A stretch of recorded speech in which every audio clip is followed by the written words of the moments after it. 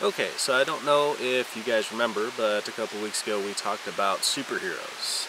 So now today we're going to be talking about the other half of that. So not superheroes, but villains, and kind of what that looks like in today's day and age. So just like superheroes, there are always going to be villains.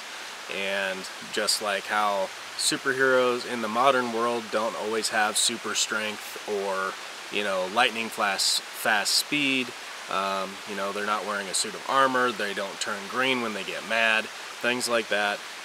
We're not going to see supervillains with, giant brains or laser beams that shoot out of their eyes or, things like that.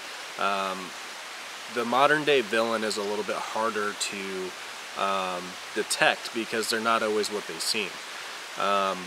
Especially nowadays, a lot of our villains that we see nowadays disguise themselves as one of the good guys. But then once you start looking at underlying causes or choices that they make, you find that it's usually for some sort of personal gain or some sort of malicious intent. So not always what they seem is kind of what makes them so dangerous to us right now.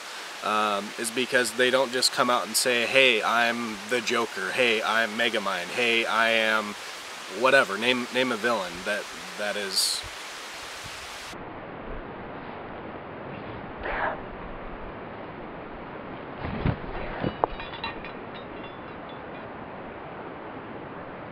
But they're not always what they seem. So they are extremely dangerous to us just because you can't always tell the difference until you start doing your research or just looking into them and following their path of character choices that they make.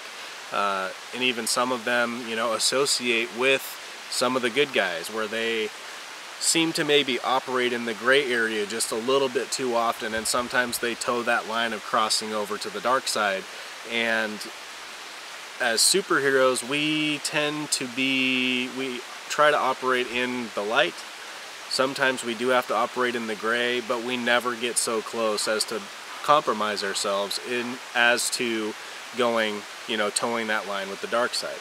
Now, to find balance, you do kind of have this gray area that is kind of somewhere in between, where you can be somewhat of a normal human being, where you're not super self-righteous, but you're also not extremely evil at the same time. And now, as I said before, they're also maliciously dangerous, which means that they can oftentimes be the most dangerous person in the room, but as opposed to the good guys, the white knights, the superheroes, that are maybe the most dangerous guy in the room, they're not a danger to the innocent or to the general people. They're usually only focused on a threat or a danger to themselves, to the people around them. Whereas the villains, the bad guys, are maliciously dangerous in the fact that they're going to impose their will no matter what, and it doesn't matter who is around, especially if there is a white knight around that they feel that they can overtake, or they feel that is kind of their counterpart on the cosmic balance, I guess you could say. So being maliciously dangerous means that they generally do it with ill intent, with no remorse, and they do like to prey on the weak and the innocent. And also with malicious intent, they are often ambush hunters, which means that, like I said, they prey on the innocent or the weak, that if they're preying on an innocent person, they come at them with a sense of knowledge, or preying on their naivety, where they just seem to be saying all the right things, doing all the right things, and then once they have you kind of wrapped around their finger, that's when they take you. Or preying on the weak, where, stealing a purse from a little old lady. That doesn't seem like too supervillain, but that's kind of how some of this can start, where you start noticing these patterns, noticing these little things that do add up to these huge, major character flaws. And also with being an ambush hunter, that puts the good guys, the white knights, the superheroes, kind of at a disadvantage, because you never know when that person is going to strike. They can be watching you all day, and because we're jolly do-gooders and we're helping the little lady across the street, holding our kids' hands, protecting our wives, protecting our kids, protecting the people around us, they can see that, and they're going to attack us when we're at our most vulnerable. So, and that doesn't mean that you know, we're sitting on the john or things like that. They're going to attack us when we seemingly start to let down our guard, when, you know, when we're at home, you know, when we are basically reducing our threat level scale down to the point where we're either white or we're yellow. Yellow is you're still on alert, but white is basically you're at rest. And that's oftentimes when those ambush hunters decide to attack. And another thing that makes them extremely dangerous is that they feed on fear and they feed on power. So the more power they can obtain, the more fear they can kind of put out into the world. And then by thus having more fear comes more power, and more fear and more power, and it's just a kind of self-perpetuating continual cycle. So we have some certain people in the world right now that like to sow that fear and discord and reap the powerful benefits from that. And then they reinstitute fear and they reap more powerful benefits, and they just keep gaining power over fear and power over fear and fear over power, and just keep continuing to perpetuate that cycle. That is a huge thing that is different from what a white knight would do, where we don't impose our will. The only time that we may impose our will is if we have more will than the bad guy, where at that point we are just there to neutralize threat and safeguard anybody that is around us, even if it means that giving up our own life or things like that.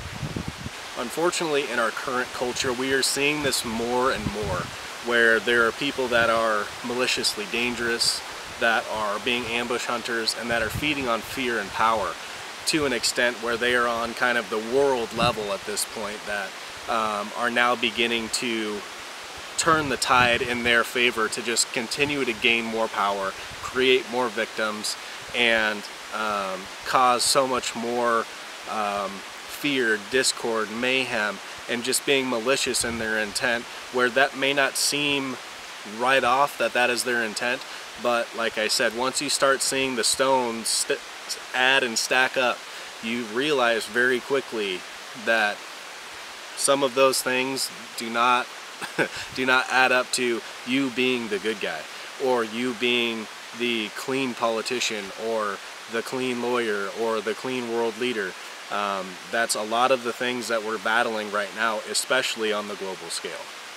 So obviously, if you guys follow us on Facebook or Instagram, you have been seeing our merch. If you guys wear this on your chest, we consider you one of the strong. Not saying that you are, you know, the biggest, the baddest, the strongest, but that you are one of us, you resonate with our message, you resonate with what we stand for and what we try to teach and preach and walk and live here. We're all on this journey together, and you're coming along with us. So one of the things that I do want to say is that being one of the strong means you should be holding yourself to a higher standard, to a standard of being the white knight to those around you, to whatever capacity you can be. And if you're not comfortable with confrontation, but you're really good at running, take people with you. Get people out, get yourself out, live to fight another day. White knights is not always the person that has to stand up and fight confrontation, but you can still be a white knight, a beacon of hope for those people in your communities. So being one of the strong, being one of us, and, you know, kind of holding those 4 attributes that we often preach upon, of respecting, encouraging, teaching, and protecting. Those 4 things should be at your core if you are really one of us, one of the strong. And that's just something that we're going to preach, you know, every week, day in and day out. This is the walk and the life that we chose. So just kind of keep your mind open, keep your eyes open for sure, so that you can always see those threats coming. And like I said, they are ambush hunters, so it's going to be harder to see. But keep your eyes open, and just start looking at some of the people that you may hold in higher regard. Try and look at them from a different perspective, and actually find that they are someone that you should or shouldn't follow. Don't just follow them because this is what their outright actions seem to be. Make those decisions for yourself. Don't let media control your mind and control your actions and your decisions. And if you guys are following us, be sure to like, subscribe, share, turn on notifications, toggle them to all so you receive notifications when we post all of our videos. If you are looking for anything tactical or firearms related, check out 3 Aces LLC. They are located in Spokane, so you can see all of their links in the description down below. Follow us on Facebook, follow us on Instagram. Both of those places we do kind of do some behind the scenes, more interactive stuff with you guys as the viewers. So be sure to follow us there, and check out our merch store. You can find that either in the bio in our Instagram, or you can click the Shop Now button on Facebook so that you can get this wonderful merch. We have tons of new content, so there's a new trendy design that we made, so be sure to check that out. But if you're one of the strong, stay vigilant, stay strong, and remember to respect, encourage, teach, and protect. Explosions. Giant fireball. Music. Action.